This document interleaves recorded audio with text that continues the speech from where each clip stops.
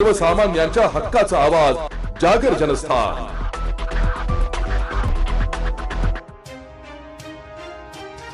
शहरातील ऐतिहासिक स्वस्तिक चित्रमंदिराच्या प्रांगणात आज रिपब्लिकन पार्टी ऑफ इंडिया तर्फे कार्यकर्त्यांचा भव्य मेळावा आयोजित करण्यात आला।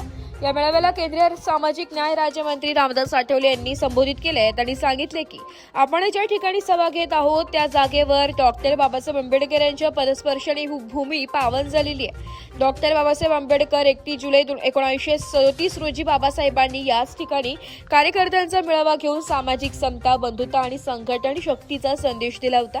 त्या काळात हे ठिकाण विजयानंद चित्रपटगृह म्हणून ओळखले जात होते।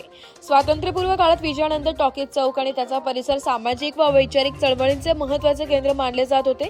बाबासाहेबांच्या त्या ऐतिहासिक सभेमुळे या ठिकाणाला विशेष ओळख प्राप्त झाली असून आणि ही भूमी सामाजिक न्यायाच्या चळवळीची साक्षीदार ठरली आहे। काळाच्या ओघात परिस्थिती बदललेली आहे। चित्रपटगृहांची परंपरा मागे पडली, मात्र या ऐतिहासिक स्थळाचे महत्त्व आजही कायम आहे। याच ऐतिहासिक स्मृतीने उजळा देण्यासाठी रिपब्लिकन पार्टी ऑफ इंडिया तर्फे कार्यकर्ता मेळाव्याचे आयोजन करण्यात आले। केंद्रीय राज्यमंत्री रामदास आठवले यांनी उपस्थित कार्यकर्त्यांना मार्गदर्शन करत सामाजिक न्याय, समता आणि संविधानाच्या मूल्यांचे पालन करण्याचे आवाहन केले। या मेळाव्यास माजी केंद्रीय राज्यमंत्री डॉक्टर सुभाष भामरे, ज्येष्ठ नेते सुधाकर जाधव, ज्येष्ठ नेते Valmik Damodar, Republican Party of इंडियाचे जिल्हाध्यक्ष शशिकांत वाघ, उपाध्यक्ष प्रभाकर जाधव, भाजपचे ज्येष्ठ नेते विजय पाच्छापूरकर, मुरलीधर वाघ यांनी केले। यावेळी मोठ्या संख्येने पदाधिकारी, कार्यकर्ते उपस्थित होते। नरेंद्र मोदी जो योजनाएं बनाई, सब योजनाओं का फायदा हमारे मुस्लिम आवाम को होता है। अब अल्लाह ताला चाहती करिए हमारे जो मसाइल है, इस मसाइल को हल करने के लिए मैं आपके साथ हूँ। रिपब्लिकन पार्टी आपके साथ है, कोई डरने की बात नहीं है। अलग अलग पार्टी की भूमिका अलग अलग हो सकती है, लेकिन मेरे पार्टी का माइनॉरिटी विंग है। महाराष्ट्र में, ऑल इंडिया में, हर जिले में माइनॉरिटी की विंग हमारी काम करती है। उसमें मुस्लिम माइनॉरिटी है, क्रिश्चियन माइनॉरिटी है, जैन माइनॉरिटी है, सिख माइनॉरिटी है। सभी माइनॉरिटी के लोग मेरे पार्टी में काम करते हैं। वो हमारी सरकार मुसलमान के विरोध में नहीं है। मेरे मंत्रालय ने 10% आरक्षण ईबीसी को, ईडब्ल्यूएस को देने का निर्णय लिया। उसमें ऐसा नहीं कि मुसलमान को नहीं देना करते। और मैं जानकारी देना चाहता हूं कि मेरे मंत्रालय के अंतर्गत ओबीसी कम्युनिटी आती है। ओबीसी कमीशन हमारा है, शेड्यूल कास्ट कमीशन है, सफाई मजदूर कमीशन है। और अभी हमारी सरकार ने एक निर्णय लिया है कि सभी जाति का सेंसस जाति के आधार पर होगा।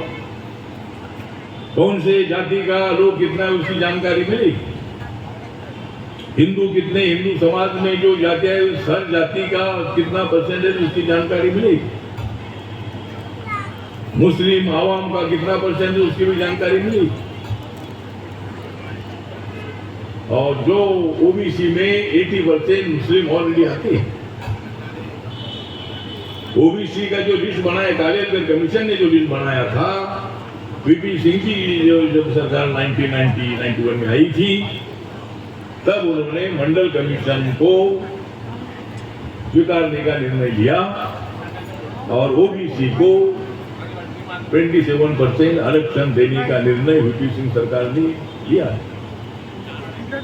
उसमें 80% मुसलमान आते हैं और बाकी के जो लोग बच गए उनको इकोनॉमिक ईडब्ल्यूएस का आरक्षण मिलता है। ईडब्ल्यूएस का मतलब है कि जो जात एससी एसटी ओबीसी में नहीं है, ऐसे जाति के बच्चों के लिए शिक्षा में, नौकरियों में 10% आरक्षण देने का निर्णय मोदी सरकार ने लिया है। कितना डेवलपमेंट हो रहा था, कितने रोड बन रहे थे, नेशनल हाईवे, कितने लोग गरीबी रेखा के ऊपर आए थे। आदरणीय इंदिरा गांधी जी ने गरीब हटाओ का नारा तो दिया था, लेकिन कितने गरीबों को गरीबी के हटाया था। और राजीव गांधी बताते थे कि जो हम 100 पैसा मंजूर करते हैं उसमें से गांव में 15 पैसा ही जाता है। राहुल गांधी जी राजीव गांधी जी बताते थे। तो ठीक बात है, ये तो अलग बात है, लेकिन हम सब लोगों ने मिलकर आगे बढ़ना है। मुसलमान के खिलाफ हम लोग नहीं। आम्ही मुस्लिम कम्युनिटीच्या विरोधामध्ये नाही.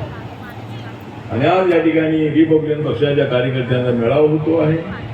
आमच्या भगिनी सगळे इथं उपस्थित आहे. काल माननीय मुख्यमंत्री देवेंद्र फडणवीस यांनी जे जाहीर केलेलं बजेट आहे त्याच्यामध्ये आमच्या लाडक्या बहिणींना मिळणारे 1500 रुपये कंटिन्यू केलेले आहेत. महिन्याला 1500 रुपये. काही लोकांना 1500 रुपये कमी वाटत असतील, पण 1500 रुपये आमच्या गोरगरीब आयाबायांसाठी 1500 रुपये हे फार मोलाचे आहे.